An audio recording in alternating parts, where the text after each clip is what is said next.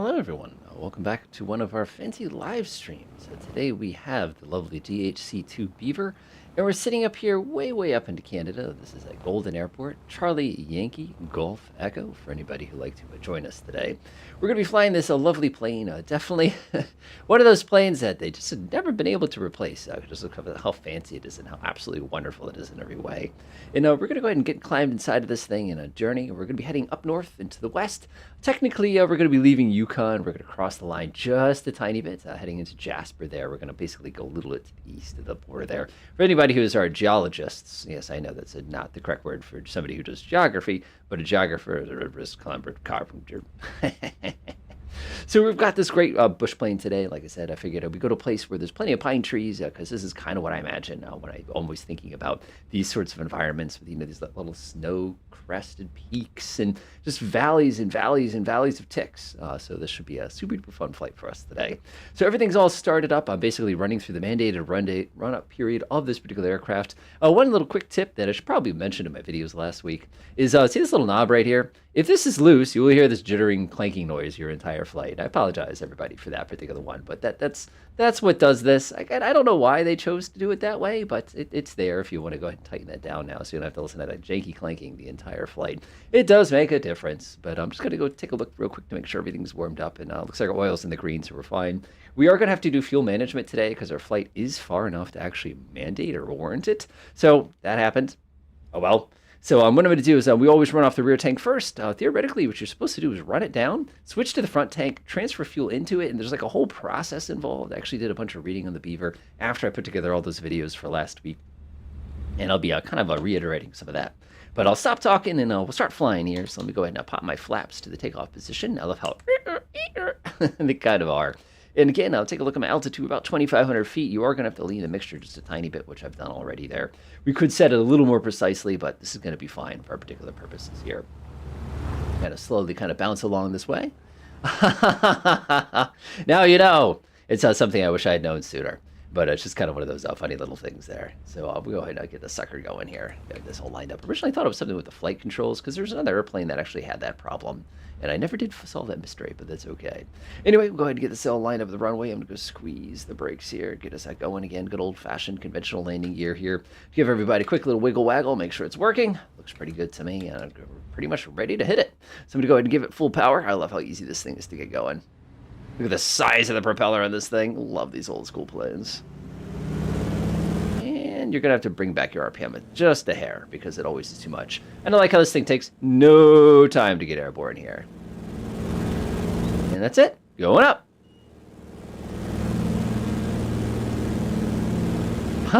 Not even close.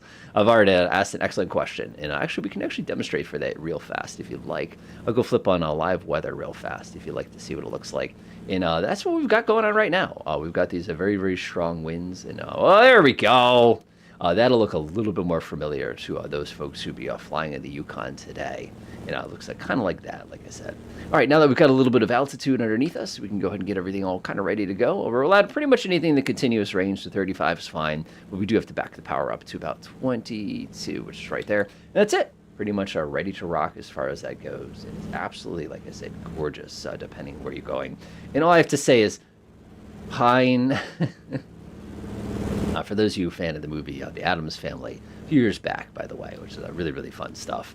There's a great scene where they go to Camp Chippewa, which apparently is native for orphan, which I thought was kind of funny. It isn't. It's a made-up word. But one of the things, of course, that they mention is just pine as he's smoking a cigar. And again, the long-lost actor there who's performing there. Good stuff. Good stuff. Go ahead and give it just a little bit there. Raul Julia. That's the name I was trying to think of there. Always a really fun movie when I think about it as well. So I'm going to go ahead and get this thing all leveled off. Like I said, not too complicated of a plane to fly. I'm watching my air temperature just slowly decrease there. It's not the most pleasant flight. But again, we're starting to get a little bit closer to spring, where we are up in Connecticut, New England here.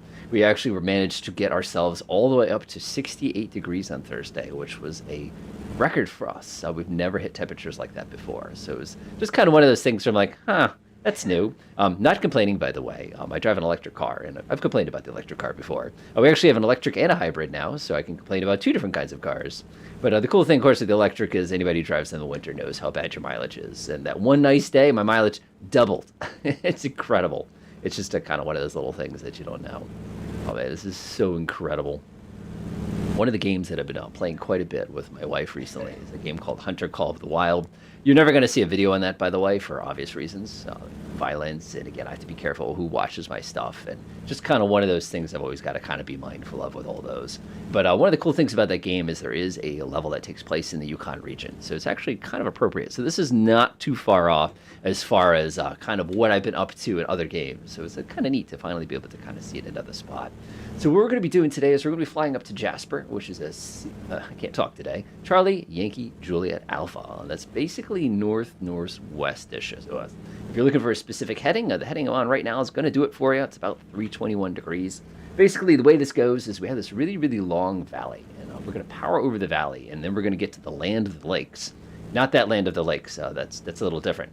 People know exactly what I know referencing to. And then we're basically going to kind of chill around them, and we're going to go through Jasper National Park, which is an absolutely beautiful, beautiful piece of terrain there. And I am building up myself enough altitude here to kind of be able to get over most of the nastiness that's going to kind of come along our way. The reason being is, as fun as it is to go through these valleys, we need to get high enough to be able to get through that little range. If like, look right over my nose, I'll come swing to the left a little bit here. Right there. We have to basically get through that. So we do need a little bit of altitude to be able to do that successfully today. We'll go ahead and give that a couple taps. Looks pretty good. Delightful. Before anyone asks, no, I've never been to the Yukon region. I've been to Canada. We've actually flown in Canada before. Best P-51 landing ever, by the way. Up by Quebec. That's the part of Canada that I've been to the most. And every couple of years I go back up because it's a 5-hour drive for me. So it's not that big of a deal. One of these days I'll finally get the courage to actually fly an airplane up there, but my French is not very good. Actually, my French is non-existent, so that would be kind of an interesting learning experience for me, to say the least. As not to mention, when you cross borders with airplanes, it gets fun, I guess I would say. I mean, I've got the sticker for it, and I've got the training for it, and everything like that, but not in a rush to try it, if that makes sense. There we go. Go ahead and give that a couple more taps of victory trim there. Looks pretty good to me. I'm going to go ahead and pull the mixture back. Unfortunately, in this one, it doesn't do much. I might have set a setting wrong somewhere, so if I did do that, that probably explains why it doesn't do much. But you notice this plane, it's a brick. You line it up where you want to go and let go, and off it goes, kind of a thing like that. All right, now that I've got myself a little bit of power and I've got myself a little bit of setting here, we'll actually reduce to our cruise. I love how this one's set up. It's so simple. You basically have leanable, not leanable, and that's just how you set your power. And I just love how simple that is. And it gets so much quieter in here. You know what we're missing, though? The jiggle of the thing. Nah, I'm not going to do that to you folks. I've tortured you all with that all week, kind of a thing like that. All right, looks pretty good here. I'm just pointing in that general direction. Trim is set pretty well. We got a little extra 100 feet here, but that's okay. As our center of gravity shifts anyway, because we're burning fuel out of the back, the nose is going to come down, and we'll have to retrim it in a minute anyway, which kind of sort of one of those sort of things, as everybody knows. All right, whoa. Somebody seems to have forgotten the chairs, but again, we're in the cargo configuration here. Couple taps, so we got to come to the right just a little bit here. Again, we're trying to aim for that mountain range, which is right off my 12 o'clock there. That's going to be kind of the easiest way for us to get through over to Jasper National Park, which is going to be it. Total flight time today is going to be a little bit longer than usual. Generally, I try to aim for about a 45 to 50-minute flight. Probably going to be closer to 55 to an hour and 5 minutes. It's just everything's farther apart up this way. Obviously, we could cheat and go do time acceleration or something like that. But our last flight was relatively short, so this gives us an opportunity to kind of enjoy it sort of in a different way. Once we do get through the range, of course, I'll flip the graphics in time back to what it looks like a minute ago, so you can get a feel for sort of what this experience is like. Go ahead and see who's joined us today real quick. We have Simon, welcome back. Ike, you have to forgive me if I don't remember you from before. And the Codifier, welcome back as well. Yeah, said anyone who wants to join, we're here up in, like I said, Yukon, just north of Golden, Charlie, Yankee, Golf, Echo. There we go. And of course, anything that can do about 130 knot cruise speed will get you going pretty well. There we go. Got it all nice and smooth. Man, this thing trims out nice. I'll tell you one thing I'm noticing, though, is I've got one heck of a crosswind. You can see I'm just getting pushed this way very, very aggressively. Oh, man, I really do not want to be the snowplow in this region. And the way that all the rivers have iced over, yikes. That's not messing around cold temperatures here. And I think, what would we get down to? We're not too bad. We're not too bad. That's terrible, but not terrible. It's about as cold as it was this morning, actually, when I went out to get my morning coffee kind of a thing. And I can see a thwarted bag is quickly sneaking up on us here, probably rushing really, really quickly in our direction. But what a great airplane for this region. And of course, if we wanted to get the true bush experience, what we could do is we could try to pick some little rivers and stuff and just sort of plop the plane down next to them. Going to be tough with this kind of weather, but like I said, part of the fun. Part of the fun. Just a couple taps. Looks pretty good to me. Looks pretty good to me. So I spent all week talking about the Beavers. So you folks have had an opportunity to kind of see that. Of course, I should have mentioned that little jiggling cap thing a lot sooner. But there's a couple other things I found out about this airplane between when I put together those videos, which again was last weekend, and now, because I had an opportunity to talk to a couple folks as well, which is always great when you do these videos, is you tend to pull people out of the woodwork who you never would have talked to prior. So it gives you great opportunity to kind of learn new things. And I don't know, if you learn anything about me, I like to learn new things. Again, it makes me one smarterer. And then I like to forget them all and not be able to put together a coherent sentence afterwards. It's kind of part of the fun, you know. Let's go ahead and pop our flaps. I think we're actually light enough that we can cheat today and skip the cruise flaps. I think, let's see if that gives us a couple extra knots there. And again, it all depends on your weight and balance and stuff like that, if your cruise flaps are actually going to be good enough for you. That's not too bad. Yeah, we're getting another 3 or 4 knots that way. Okay, I'll take it. I'll allow it.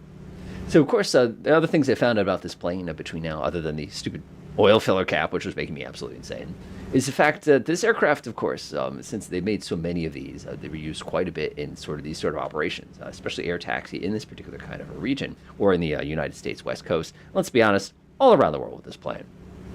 But one of the stories I actually came across, which I found very, very interesting with the plane, is they were describing a scenario where the pilot had damaged his float when he landed it on basically a small lake, probably ran into something. So the solution, of course, is since you're in the middle of this, you're not exactly going to drive or hike out of this. This would take days and weeks to get through this. You have no idea how dense this is. Also, you have things like grizzly bears and wolves in this region, and they will chomp, chomp, yum, yum, and that would not go well for you. That being said, the total number of wolf-human attacks, basically 0 last year, so it's over-exaggerated, but they're still scary, okay? Grizzlies, on the other hand, they will wreck you. It's kind of like, the rhinoceros. They're vicious suckers. They're hippos. Man, they'll crush you. But anyway, I digest. So what the pilot had done, of course, is, again, this is according to the legend, is they took the float and they found a bunch of logs, and they basically repaired the float with logs that they just chopped down nearby. And they said this is good enough, and they were able to actually get themselves airborne again, even though they were using logs as an assistant to the float. Now, when I hear stories like that, my brain says, I don't think so. The reason I say so, of course, is if you take a look at our weights here, we're about 5,000 pounds. That's a lot. That's substantial. A little log is not going to provide the weight to lift bonus that a hollow, empty metal tray would if we were the amphibious version of this airplane. The math just isn't there for that. But could you have used it to repair it? Possibly. But again, it's just kind of one of those little fun stories. I'm like, I don't know. That could be a pilot tall tale. I think of other fun pilot tall tales, like when you lost the left float, for example, that's on the wing. So the pilot or the co-pilot would have to go and sit there, basically, as they taxied it through the water, because otherwise the thing would have flopped over and gone into the water, sailboat style kind of a thing. And it's just one of those kind of things. Oh, we're getting some ridge lift here. I can see that spike in there with my vertical speed indicator. Again, I don't have autopilot on. This thing is just wonderfully stable. That's what I love about it. Look at the trees. It's so dense. Love that.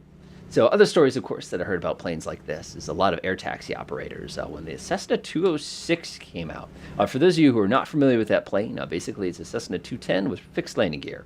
The concept was there, we need something a little bit more potent than a Cessna 182. What do you got for us? Cessna's like, well, I can give you 300 horsepower 182 with 6 seats. And everybody's like, yeah, I'll take that.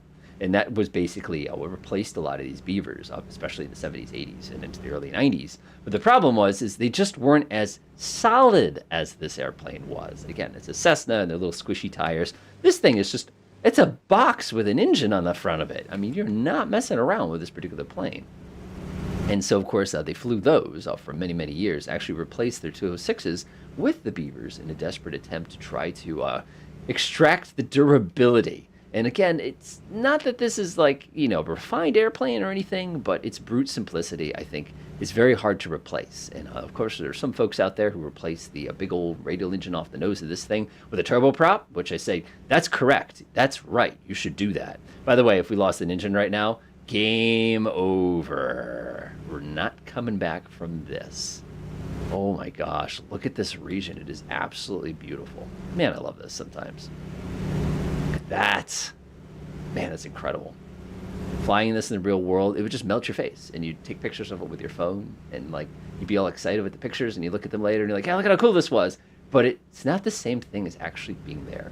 One thing I'm really kind of putting a smile on my face here is we have a lot of other people in Beavers over in the Yukon. This was my idea. You know how these things usually go. All right, we'll make our way gently over this region here. We got a pass coming. We're doing everything wrong right now. We would not want to ever pass a pass at a 90-degree angle perpendicular to the edge of the ridge here. The reason we don't want to do that, of course, is because if we had to turn around, it takes that much more effort to turn around.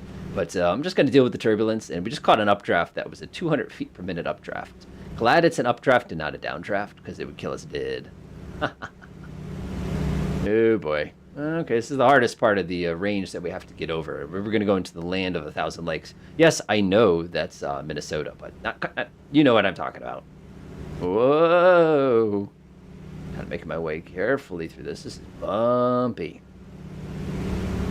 Again, I have real world weather turned on right now. Our friend Havard was basically asking about that, so it's not a bad idea. I think it's beautiful either way. But we will do the second half of the flight with grass, because, you know, that's just the way I roll. Look at how nice this is. This is so beautiful. Look at this. Isn't that incredible? Lake. Oh my gosh, the moose is here. So my wife and I have been playing the Hunter Call of the Wild, like I said, quite a bit lately. We have like this running gag now whenever any of us hear a Canadian geese basically flying over our house, we have to make a bunch of rifle sounds afterwards. It would make sense in context, but it's all good, kind of a thing like that. But yeah, it's just kind of fun. But yeah, these are just incredible mountains. Incredible. Notice there's no trees on that side because of the way the wind hits it. So well detailed. I just love the density. One of the fun things my dad would do is, remember, my dad was the same guy in high school who, he took every math class the school offered. And I just thought that was kind of funny. It's like, you take, you can do stats or calc or pre-calc, your senior year. Dad's like, yes. And just to give you an idea of who this character is. And he's also the kind of guy who goes, scuba diving in the winter because, it's not that bad. And the fun thing there, of course, is you'd be like, how would you estimate how many pine needles are in this valley, kind of a thing, and like try to get like a rough calculation. And then like you try to work out how many ants there are like per square mile or something. And it gets so absurd. It's I don't know, it's just fun things to try to work out mathematically. I'm going to go ahead. Oh, there's the downdraft. Of course, I keep in mind with any sort of mountain flying. If it's an updraft on one side of the hill, it's a downdraft on the other. That's just what happens. We'll kind of enjoy our little descent here, kind of as it sucks us in. And there's our lovely valley that we were looking for this whole time. And like I said, we're going into basically Lake Ton. Oh, we're just got to be kind of on the other side. Oops, word of bag is catching up to us there. Hey, how's it going, Heat My Shorts? I see what you did there.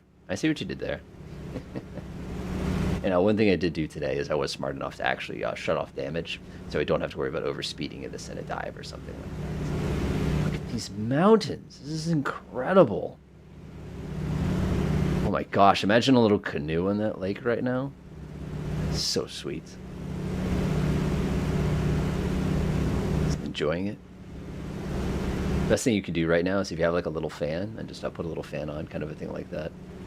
The Beaver's pretty cool. Whoa! I felt that before it happened. Whoa, ridge lift! Thought I was flying into a microburst there for a second there. Yes. A couple things I like about the Beaver, of course. Yeah, there it is. The first one, of course, what I was mentioning, I did a whole series of videos last week on this airplane.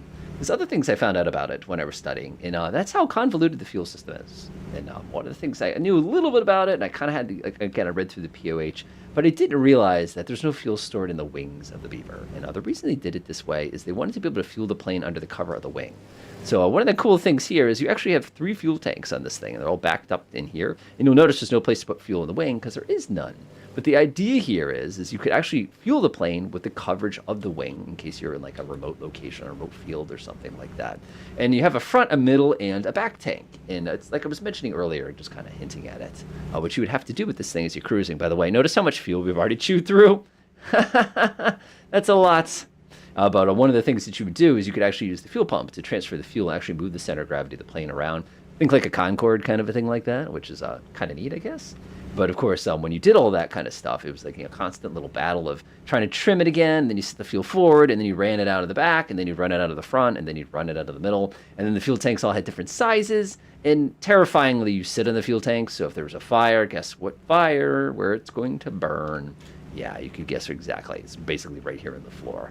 Not pleasant. Oh man, we're getting some real fun lift here. Look at the ridge lift. Whoa!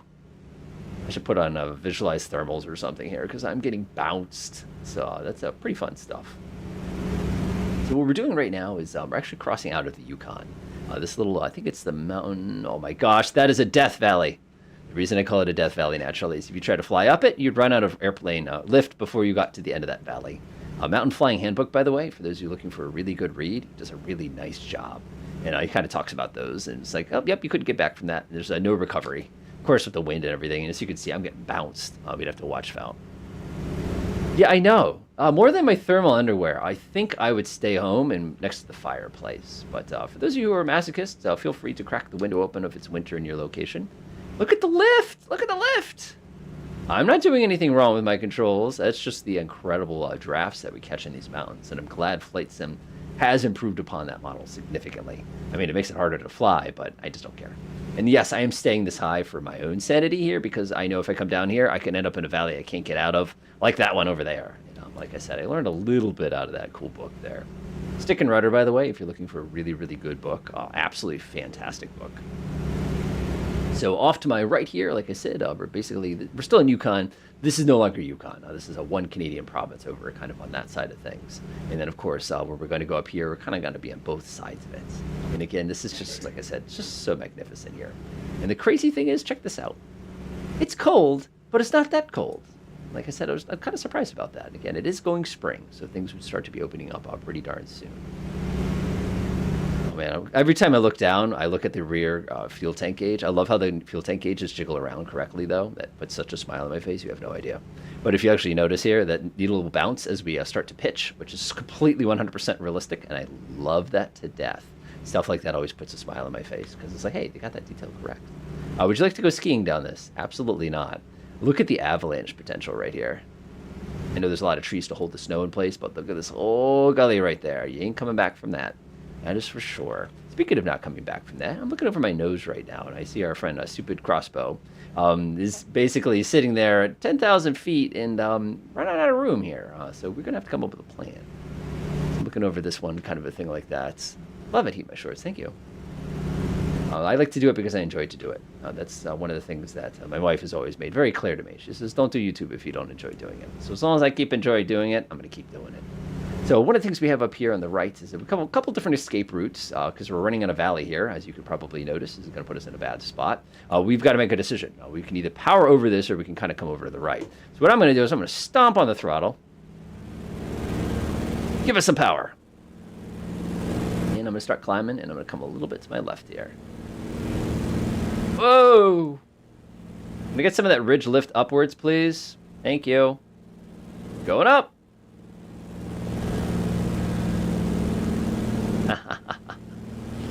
So I have a nice little treat for everybody. Not that it's a preview of what's coming next week or anything, but it's a preview of what's coming next week and everything. One of the things I've been working on the last few weeks is coming up with a kind of an interesting little series for Flight Sim. One of the things we have coming up probably September is Flight Sim 2024. It's not that I'm going to start over with my videos, but now I can have a second generation of my videos, and I will start that up when that new game basically comes out.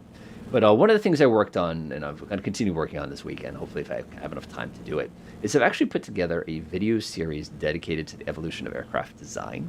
And each one of these videos, like I said, went for about 10 minutes of video to kind of keep them digestible for those of you who like to watch stuff like that. And each one of them is going to feature a different decade of aircraft design. They're going to have a couple different airplanes that I fly around and basically talk about that era. And like I said, it's kind of neat, but it's a kind of a pet project that I've been wanting to do for a while now. It's a little bit different. Any way to make less intrusive labels? You can shut them off, Fred, unfortunately. That's one of the upsides, downsides. I could definitely go up. Let me give myself a little bit of trim here. As soon as I let go of the controls, then it's just... But what I could do if that really, really bothers you is I could go to General Operations, Traffic, and I could actually shut them off like that. That might make it a little bit simpler for you if it bothers you. There you go. And that's just a quick and easy way to kind of correct for that if people don't want to look at those. Hey, Willowoke. Look at how beautiful this is. This is like, like, I can feel my inner calm, by the way. There's our valley. Remember the one I was saying if we needed to get out, if something didn't look right? It's right there. It's out waiting for us. But like I said, we're going to power over this thing because I'm dumb. Come on, Beaver. Excellent. Just a little bit of a tug here. Yeah. No, I feel you. I feel you. One thing I also shut off is POIs. Some people love POIs. Like it's just how they fly. But for me, I just like the look. But I get, again, fly the way you want to fly. And one of those things, I feel like I have to put together a video of that one day. Where basically I say, what's the correct way to fly? And the answer is the way you want. And one of the things that, of course, if you've ever seen the Navigraph survey, which if you have not taken, please take it. It's over now. You'll have to wait till next December to do it. But go look at the results. You'll learn a lot about who flies and who does videos and stuff like that. Oh, cool. Willow's doing ground school right now. Excellent. So, Willow, if you'd like to ask an impossible question to see if your flight instructor knows what they're talking about, ask them, when are VOR stations' magnetic headings corrected because of the way that the magnetic field of the Earth changes? So that's just a very, very cruel question to ask because, as everybody knows, magnetic north, true north don't line up with each other. They actually shift over time. But VOR stations are fixed stations. So when does that get updated and how does it get updated? So if you want that impossible ground school question, have fun with that. And anybody else who wants to have fun with that question, go have fun with that question. It's just kind of one of those, it's like, what? Kind of a question like that. Yes, excellent, Aaron. I'll definitely take a peek at something like that. Honestly, I wish it was a little tiny plate for name, almost like plate, like name, plate, and then like altitude maybe, or even airspeed underneath, I think would be helpful. If anybody plays with TAC View, you're probably pretty familiar with those settings. I just need just a couple more 100 feet here, and then basically we get to slide all the way down to Jasper, which will make it really, really easy. It's tricky. Like I said, the impossible question. There's always fun airplane questions. One of the things that old timers believe in is the step. Yeah, that's not bad too. That's like DCS. I like that mode. I just love this plane. I just gotta come to the back seat. The best part is if this were the real plane and like I'm the buddy and I sit and I do this and I lean back a little bit, the pilot will go, hey, stop ruining my trim. I'll do that. All right, that's enough. We can level off. We can actually reduce our power back. I reduced power, by the way. I'm just going to pull the RPM back to 2,000. My throttles are already watts, wide open throttle. Man, that had a bit of a twang to it. I try to conceal my real accent pretty well. But every once in a while it comes out. One thing we haven't been paying attention to is that. Remember when I mentioned we'd have to be dealing with fuel management? There's your fuel management. A little bit of leaning. Again, I'm full throttle here, which is actually pretty good. Here's a fun real-world tip, by the way. If you're going to do full throttle, push it all the way forward and crack it back about a millimeter. Again, in the real world, this motion wouldn't cause that much of a change of manifold pressure. That's just unrealistic. But by doing that, you actually cause the air to mix better if it's a carbureted engine. It's just one of those stupid old-timer tricks. Excuse me about that. This is also allergy season. I hate spring. They always talk about, what's your favorite spring? I love spring. It's so beautiful. Life comes together. I don't. Oh, here's the valley. That's what we came for. Once we cross over that mountain there, we'll go ahead and reset our weather there so you can get kind of the green. Put a couple taps of nose down there. Not bad, not bad. Everybody's going, how do you know where we are? Folks know how I know how I am. Of course, I've been heading basically the same heading this whole time. The nice thing, too, is with your sectionals, just look for the valleys. It's just basically where we have to go. You're not going to land on a mountain. And right off our nose, like I said, we're crossing out of, once we get over this mountain range, by the way, we're basically going to be out of Yukon. And the engine's so much quieter now. I kind of like it. I love the fact this is supercharged, and I also love the fact that we're taking a propeller plane past 10,000 feet. Like, that never happens. It's just to give you an idea of just how incredible this mountain range is. And, of course, for those of you who are huge fans of, like, the History Channel and stuff like that, back in the old days, they actually used to show, historical programming on it. But, it's become all those, like, Gold Wars and stuff like that in the Yukon territories. And it's just a giant ticking mud fest, no matter how pretty it is from this altitude. Ooh, VOR flights. VOR is good stuff. I like VOR because it's not even. It's instrument flying, but it's not accurate instrument flying. And that's one of the reasons I like it. People think about GPS. Like, I can fly within 15 feet of where I need to be the entire flight. With VOR, it's not bad, but it's not 15 feet. It's just the kind of one of those things. I kind of like that about VOR. Of course, you could do NDB, NDF. I've invented a new one.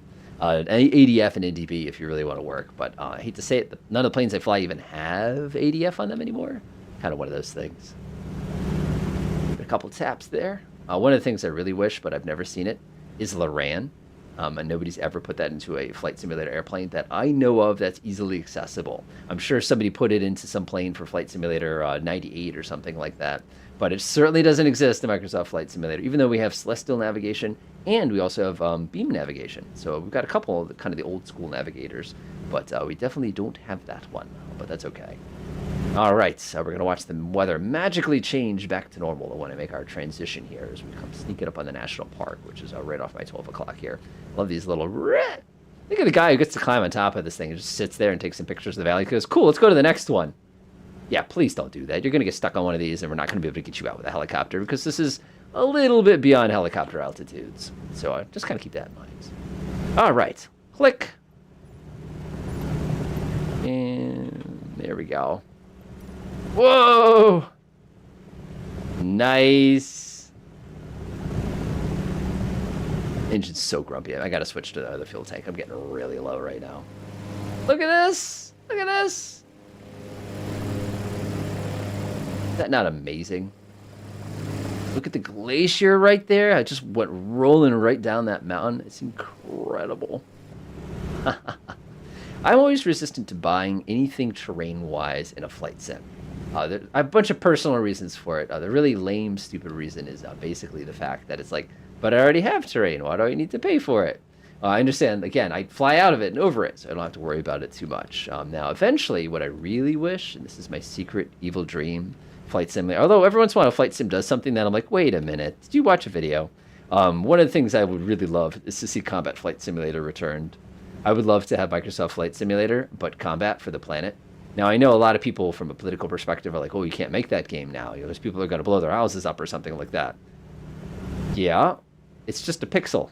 Relax. But it's just kind of one of those things where it's like, I can definitely see why they don't want to make Google Earth with explosive weapons and stuff like that. But, man, I really wish somebody would do it. I really, really, really, really, really wish they did, because there's so much potential in something like that.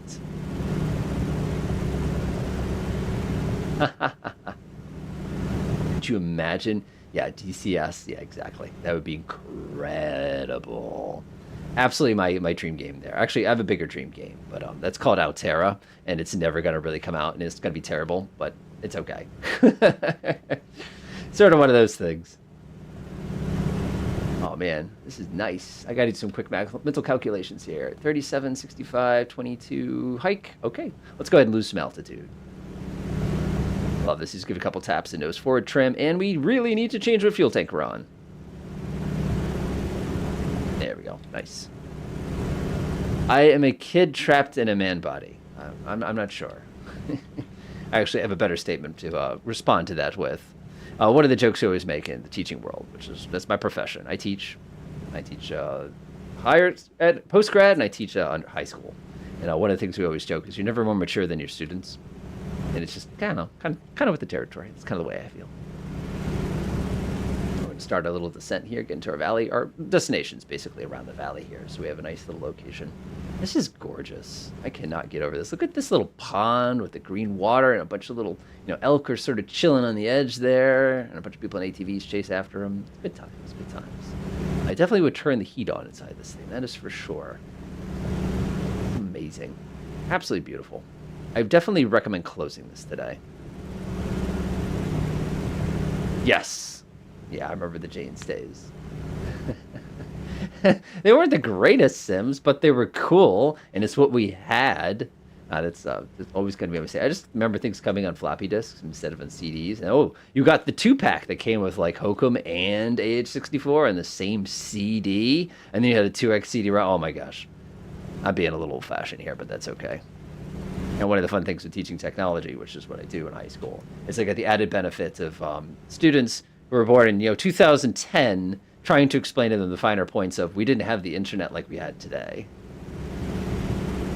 Oh, MicroProse. B17. I like that. I like that. Again, everybody's afraid of the combat flight sim, and I get it politically, but relax. Do you play Modern Warfare? Do you see what goes on in those games? I don't know. Maybe it just... I'm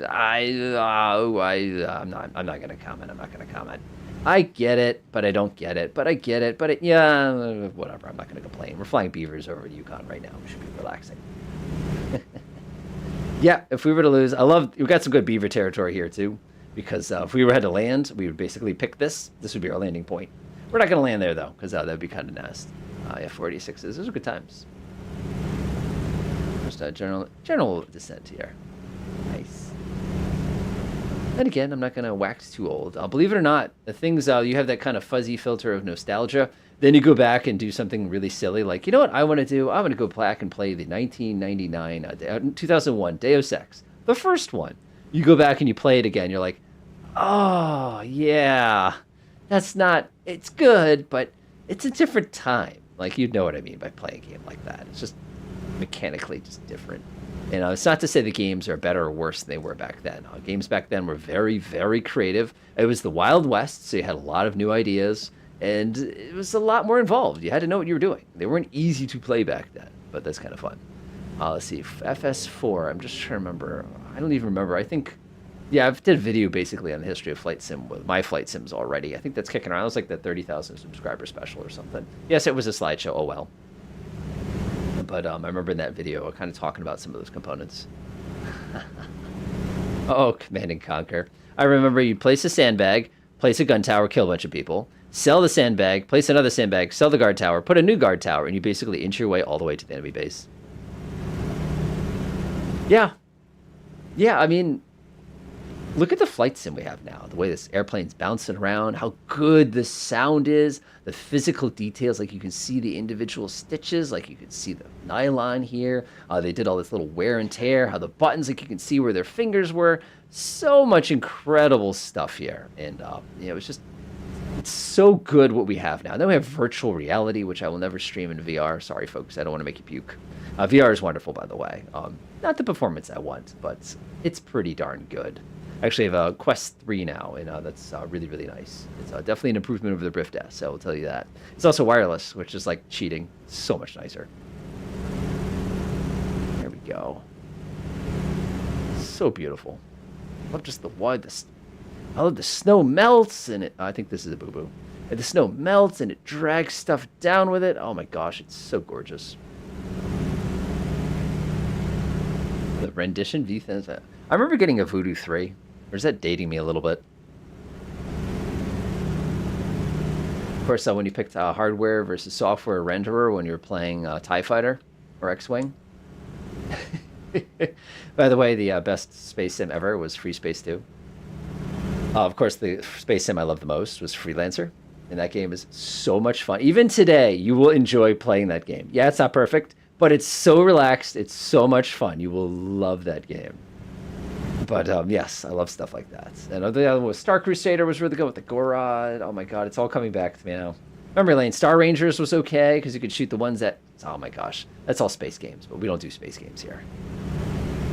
Flight Sims, I never really had a joystick, so I didn't do a lot back in the early days. I didn't get into that really until much, much, much, much later. Or I used Flight Sims with keyboards, like the original Falcon 3, for those of you who remember. I remember Falcon 1, 2, and 3. I want to go back a little bit. They had the MiG-29 one. They had the F-18 one, which I never got to work because I could never get the XMS memory on my boot disk to actually kick up properly in DOS. No joke. It was a lot more hard back then. That's not English, but too bad. Yeah, it was interesting. Interesting. Text-based Star Trek. Yes, I have. One of the things I have is I have a TRS-80. No joke, a TRS-80. And it's sitting over my desk, and it's a little laptop TRS-80. It runs on AA batteries, by the way, in case you're curious. And I've got a bunch of stupid text-based stuff from back in the day on it. What was the one? Octoon Spitfire, I think, was the game.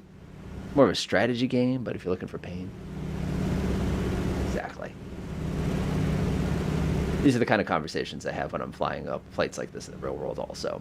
By the way, I really want to put together a video where I'm flying in the real plane, and you can actually hear my microphone, so you can kind of hear some of my commentary. 90% of flying is making fun of the other pilots. It's maybe I'm the only one who does that, and I'm just a bad person, but I don't know. You'll know what I mean. It's just kind of one of those things. Yeah, okay. Let's see here.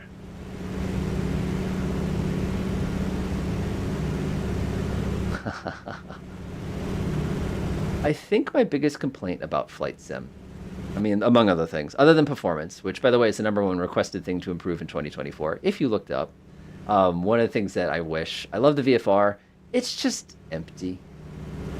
Like, it's here and it's beautiful, but let's be realistic. It's Google Earth slapped onto a really nice looking model.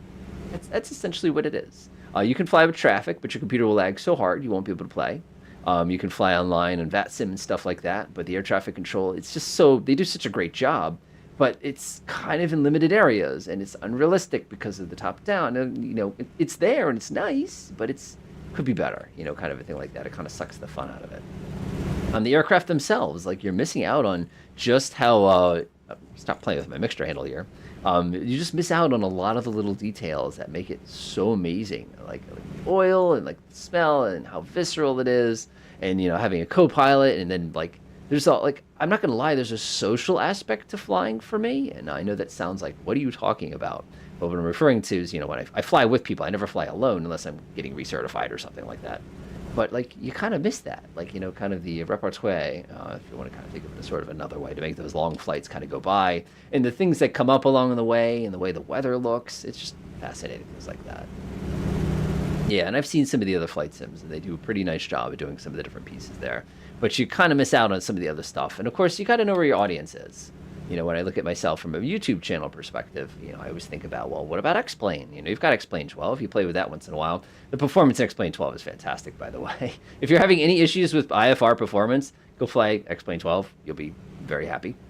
At least for me. Maybe it's different for you, but that's how it is for me. And it's just kind of one of those things. Oh my gosh, if we went down, they would never find us.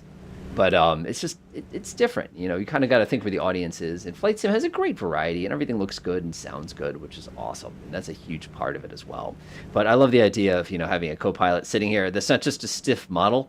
They kind of just looking around every once in a while, kind of doing their thing. So, they look down on their cell phone or whatever. But when people add those things to the planes, it jacks up, it kills the performance, and it ruins it. It's just stiff and unnatural. It's missing out. Or, when I walk up to the plane in the morning, I don't start in the cockpit. That's not how that goes.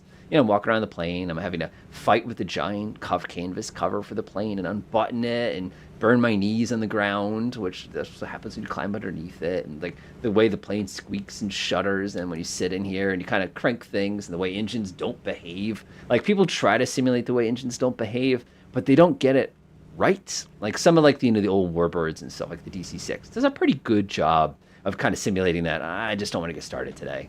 But regular planes, there could be a lot of drama unless you get everything perfect, and a lot of this experience. Same thing with like airports. Airports kind of have a feel, they have a look to them, they have a style. There's little details that you miss out on. Then there's the wildlife, the way the birds come at you and everything like that.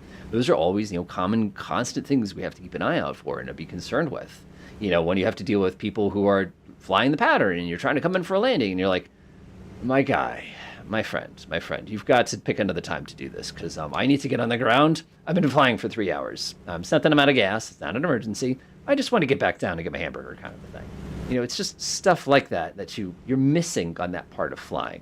And I think that's a big thing. It's that kind of immersion, I guess I want to kind of call it.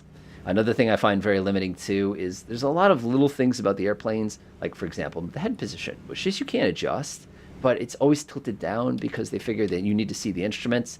I use external instruments. It's fine. I don't need to do that. Then I have to go and edit it, and then I'm like getting all hacky, and then you get all hacky, and then like the way I move my mouse around, and like it gives me these huge pop-ups. They don't need to be that big. I don't know. I'm complaining. I shouldn't complain. I love this stuff. I absolutely do, and we'll continue. I'm excited for 2024 when that comes out. Like I said, August, September. Hopefully it gets it before the next school year. So hopefully, probably get myself another computer by that point too. I've been saving up for several years now. And hopefully that'll run things a little bit smoother, depending on what kind of the next generation has. I don't know. I'm just complaining. Should be about the Beaver and the Yukon anyway. Okay, so reflections of light. I was a little nervous for a second there. Okay, in just a few minutes, we're going to be arriving in Jasper.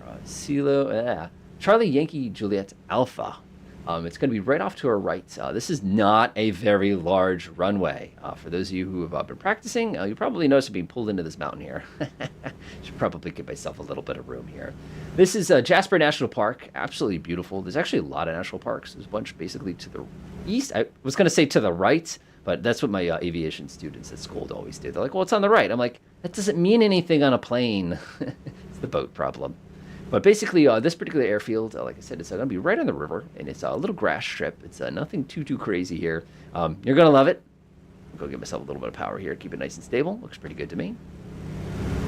And it's the definition of something we land a bush plane in.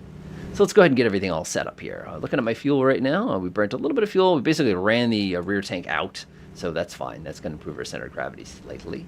And that's looking good. That's looking good. This plane is a little funky to land, as I probably mentioned on Friday's video there. It's not bad, but it gets very sinky very quickly. If you do the minimum run landing, which is not the recommended technique, I find it easier to land because then it's a true three-pointer. If you try to do a two-point landing on this thing, you got to be on your A game. It's hard. Nice, Darren. That's a long flight. Well, it depends what you're flying, I guess, right? And it's an F-104. Oh, short flight then. That's neat. That's neat. And there's so much to see. You know, I've flown Flight Sim for several years now. This is the 4th year I've been flying Microsoft Flight Simulator 2020. And the incredible thing here is just the sights. You know, I've explored so much of this world in so many different videos and so much on my own. But I still see new things all the time. And that's one of the things I really love it. Absolutely love it. We actually got to lose a little bit of altitude. We're getting pretty close to our destination here. Pull the power out. I like how the minimum power on this thing goes all the way to like 17 inches of mercury. That's pretty impressive. I said, just need to lose a little bit of altitude as we kind of snake our way down. Man, after going over these tail mountains, everything here looks short. Oh, I do not have the Comanche. I've read a lot of really good things. One of the incredible things with A2A, the company that made the Comanche, is I know the developer and I know his son. So it's kind of one of those interesting things. Kind of a perk of being in Connecticut is where so much aviation goes on in our state. It's kind of not a surprise that I would produce this YouTube channel, to say the least. But one of the cool things with that, of course, is just talking to him and kind of hearing all the stupid things they would do. Like, oh, we needed a sound of wind rushing in a window. So we drove around in my van and opened the window and recorded it. You know, stuff like that is just so funny. I wish it wasn't a Comanche. I know I'm a bad person, but, like, sorry.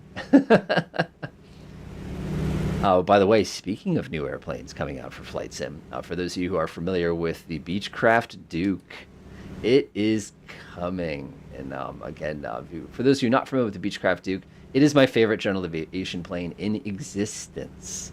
There's a lot of great planes out there that are general aviation. This one's great. I love this one. I love the Goose, all those like great planes.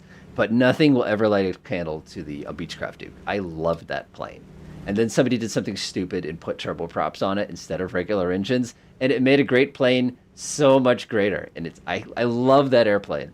I've bought every single one of those for every payware for like every sim I've ever flown. It's kind of one of those things. So my fingers are crossed that it'll be nice, because a couple years ago they came up with a really good one for FSX, which I flew to death. And then, of course, the one over next plane I flew to death as well. I love that plane, so I'm so excited when that comes out. You will definitely get a video on that one, just like I said, how excited I am for that particular one, if you can't tell. Give myself just a little bit of power reduction here. I can finally pull the throttle back after this flight. Man, this is we've used a lot of digital fuel today. All right, getting close. So if you take a look off my left there, you'll notice that kind of rushing river sort of a thing like that. Not Russian River. Have fun, Fred. So what we have here is off our left is we got this little river right now. What we're going to be doing is we're basically going to be lining ourselves up. This little runway is very tiny. Like I said, you'll know when I see it. We're actually lined up with the runway already. The real challenge that we're facing at the moment is we have to kind of get ourselves kind of square to it. Like, you'll see what I mean when we get a little bit closer to it. All right, where is the road? There should be a road. My aviational sectional promised me, or was that the road? Yeah, it's the road. I'm calling it the road. It's the road now. I'm looking there. Yeah, there it is. Got it. Sweet. We're getting ourselves all set up here. This is the municipality of Jasper, by the way. It's kind of a neat thing. This is it. This is what we came to see. I know what you're thinking. This is it. This is the town. Nice, right? Ourselves a couple little wiggly wagglies here. Got to slow down just a little bit. Start getting ourselves all nice and lined up. Just kind of come down this way. Give just a little bit of power. Right over there. Just kind of working out. Translating geography into 3D geography is quite a challenge. And it's one of those things where if you've been flying forever, it's still a challenge. It's just kind of the nature of the beast when it comes to flying planes. I'm going to do a minimum run landing here for anybody curious. That basically means just do 68 knots and cut the throttle after you're over the ground. Don't do it early, otherwise you'll just stop flying, land very short of the runway. Just be mindful. Swing out this way just a little bit. I don't think there's a Mount Jasper down there. I don't know. Just taking a look at it out my left window here. Yeah, pretty sure that's what that is. Cool. Ooh, that was an interesting optical illusion. I think we actually got to come to the right just a little bit here. There we go. Much better. All I have to say is imagine the snowfall in this valley. And now you can just take a look off the nose there. Which one of these is the ski slope? Whenever they have mountains, there's always ski slopes. One of the jokes I always make is how do you determine how wealthy a region is, of course, is Starbucks per square mile. The other measurement would be country clubs per square mile. And if you're in the mountains, of course, it's ski slopes per square mile. Just kind of one of those things. I love these little lakes here. This is so pretty. Everything is pine. So much pine. Now, if we went up to like Finland or something like that, you could experience the birch. One of these days we have to do Finland. I don't think we've done straight Finland yet. I think we've done Sweden, though, and Norway. I have a master spreadsheet that I keep track of all of the live streams. You want me to tell you what the least most popular place on Earth that I fly in? I think you can guess. All my popular live streams are basically Northern Hemisphere. Which is a shame, because Australia and New Zealand are so pretty. And South Africa, and Asia, and all those other countries. I don't mean to be disrespectful, that's not what I meant. But from a marketing perspective or whatever, that's kind of where it goes down to, which I always found very, very interesting.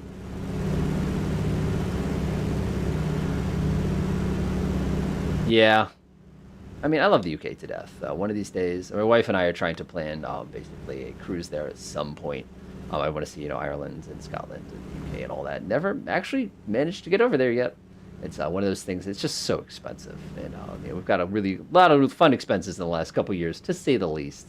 So we've been holding off on the kind of that super trip. But we both turn 40 next year. In case you were curious how old this person is, yes, I guess I'm a child at heart. We got to do something special. So that's what we're kind of thinking. Otherwise, we're going to probably go to Alaska. Otherwise, we're probably going to do Norway or something like that. But like I said, something in that zone.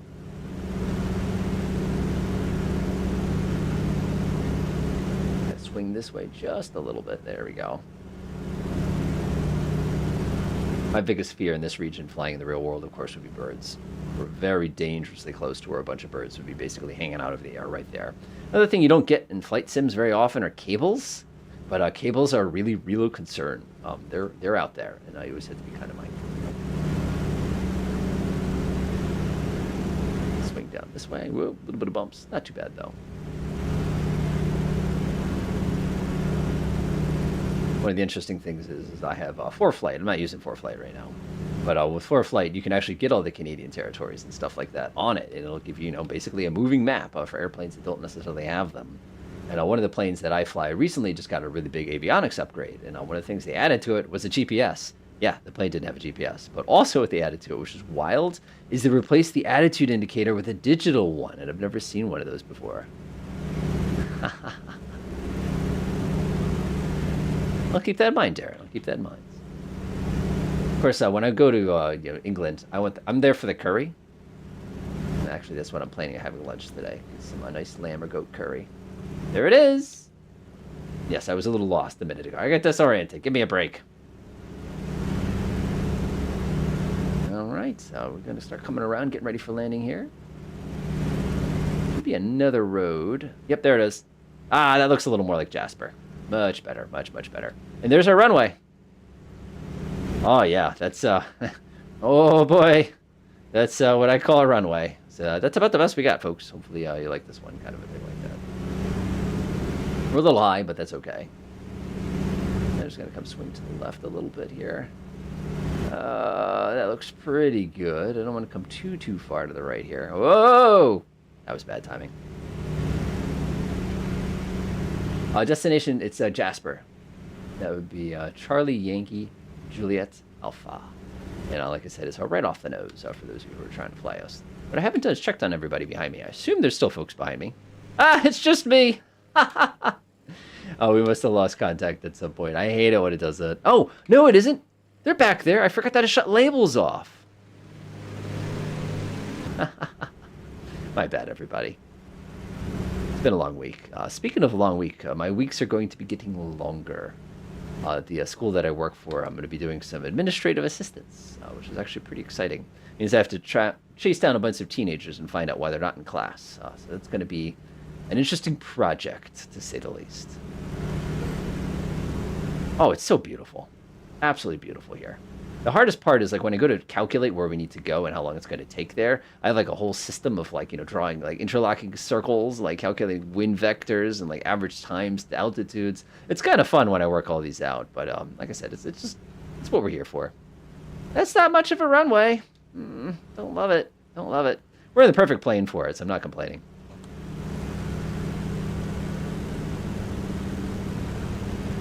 So one of the fun things is with a real plane, a constant speed propeller planes, is when you jam the throttle forward, the propeller forward like that, you get a noise off the propeller blade, and it's just really satisfying. It's another one of those sounds that games don't get correct usually, which is a shame because I really love that sound. Just one more little detail. It's easy. Just kind of line up at the ground and come on down. Whatever you do, we're not landing on the highway. That's the actual airfield. Like, you can see it's just that, like, brown smear that somebody kind of, like, put a helipad on or something like that. That's it. That's what we get. I love the flaps in this thing, how you get, like, half flaps. You just pull the handle and it puts the flaps down further. Oh, I love that so much. I'm drifting a little bit here. This would be fun, like an F-16, too, but I don't mind this. There we go. A little bit of power, not too much. All right, gumps checks, gas undercarriage, mixture, propel flaps, light speed, looks good to me. Use the power a little more. Go right up to full flaps. And we'll go ahead and do a minimum one landing because we don't have a lot of runway here. Another sound you don't get to hear in the flight sim that happens. I don't know, I'm a kid, whatever. Oops, somebody's ahead of me, that's fine though.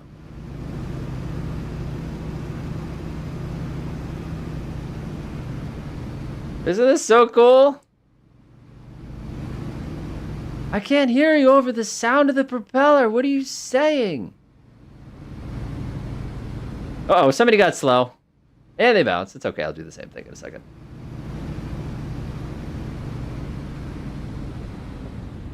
Seriously? We're here. Woohoo! What a great plane! Notice the giant wind. See it? See it? Cool. All right, if you'd like to join me for the picture. Let's see, what's the best looking mountain here? Oh, yeah, that's what I'm talking about right there. You can come up right behind me if you'd like to join us for a picture. I'll go turn labels back on. Give me a second here. That was a good one. That was not bad. That was not bad. I will give that one a 9 out of 10. That was pretty smooth. Pretty smooth. All right, let's go ahead and now turn on labels while everybody gets themselves all positioned behind me for our picture. Just in case anybody wants to be like, hey, look at that. Let's see here. I think, am I just being blind? Data limitation? No. Traffic. Traffic turned on. Real time. Wait, what? Nope, off. Don't touch. Oh, boy. Being blind again. Language unit of measurement. Yeah, you can see where I come from. Let's see here. Data consumption, traffic, aviation. Ah, there it is. Being blind. Go back. Go back. Resume. All right, if you'd like to join us in our picture, we're going to be right over here.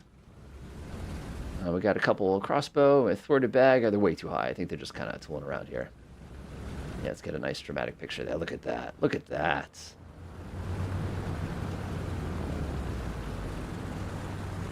Nice. I love the little style here. That's so beautiful. All right. So as always, when we get to the end of one of these, I always like to say, does anybody have any suggestions? Some things that they would like to see in videos, or perhaps some suggestions for other places to come visit. And while you, of course, everybody tells me those things, I'm going to go ahead and do something really stupid and go find myself a nice big pond to go swimming. I understand the mountain water can be very refreshing.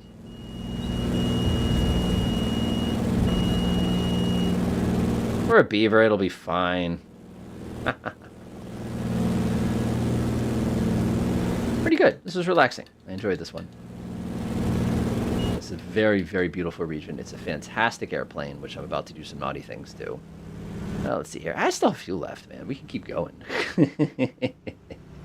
All right. So coming up, like I said, next week, we've got a several-week series dedicated to the evolution of aircraft design. I think hopefully you folks like that one. I enjoy stuff like that because you get into like the engineering more so than the flying, so that's kind of fun. This water looks pretty good. I do have the floats engaged, right? I do have the floats, right? Uh-oh. Whoa, whoa, boy. Oh, that's not the correct direction to be driving. Oh, we went swimming. Have a wonderful day, everybody. Hopefully we see you again in the future on another one of our live streams. And other than that, enjoy.